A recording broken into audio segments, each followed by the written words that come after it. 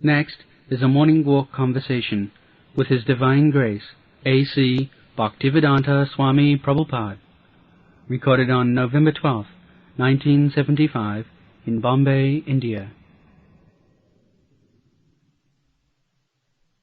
I am Indian.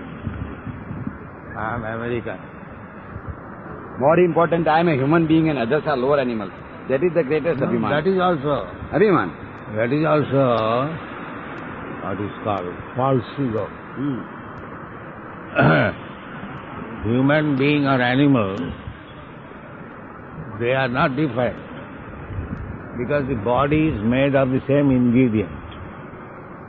If you manufacture a dog, like a man, so what is the difference? The ingredient is the same, earth. Five bhutas. Panchabhuta. So where is the difference?